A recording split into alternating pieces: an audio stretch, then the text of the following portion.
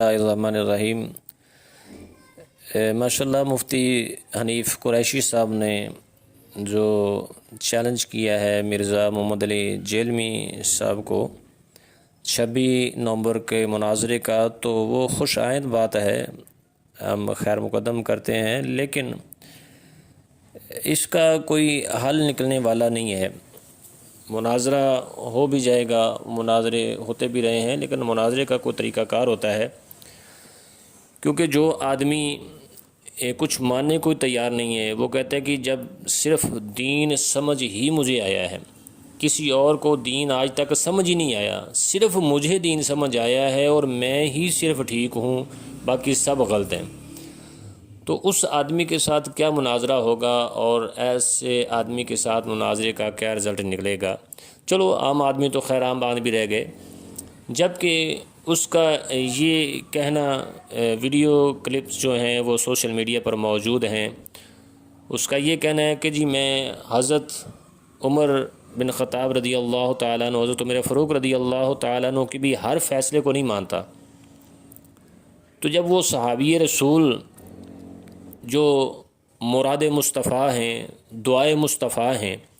ان کے ہی ہر فیصلے کو وہ ماننے کو تیار نہیں ہے، وہ کہتا ہے جی ان سے بھی غلط فیصلے ہوئے ہیں یا ہو سکتے ہیں، تو اس آدمی کے ساتھ کیسا مناظرہ ہوگا یا کیسے مناظرہ ہو سکتا ہے، یا اس کا رزلٹ کیا نکلے گا؟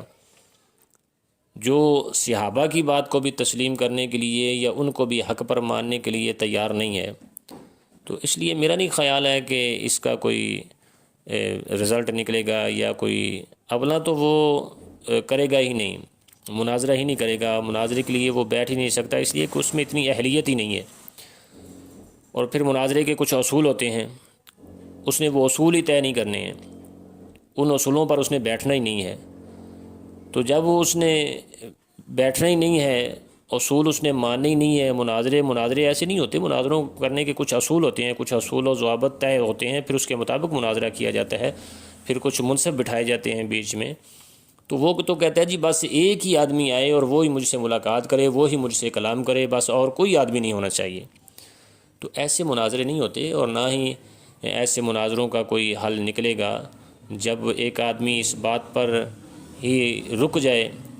اور وہ کہے جی بس میں ہی ٹھیک ہوں، باقی سب غلط ہیں اور کوئی ٹھیک ہے ہی نہیں،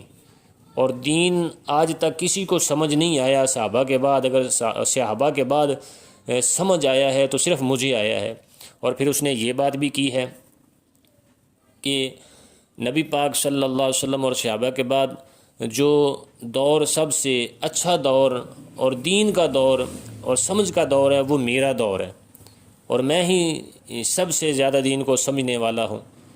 تو ایسے آدمی کے ساتھ جو اتنا بڑا متکبر ہو، اس کے ساتھ کیا مناظرہ ہونا ہے، اور اس نے کیا کوئی دلیل پیش کرنی ہے، یا اس کا کیا رزلٹ نکلنا ہے؟ باقی مفتی صاحب نے اچھا کیا ہے، فیصلہ کیا جانے کا، تو اچھی بات ہے، جانا چاہیے مفتی صاحب کو، اور مفتی صاحب کو ہم ان کا شکریہ ادا کرتے ہیں، بہت اچھی بات ہے، بہت اچھا انہوں نے فیصلہ کیا ہے، اور وہ 26 نومبر کو جائیں اور جا کر دیکھیں کہ مرزا صاحب کے کیا حالات و واقعات ہیں، اور اس پر وہ اپنا کیا تاثر پیش کرتے ہیں۔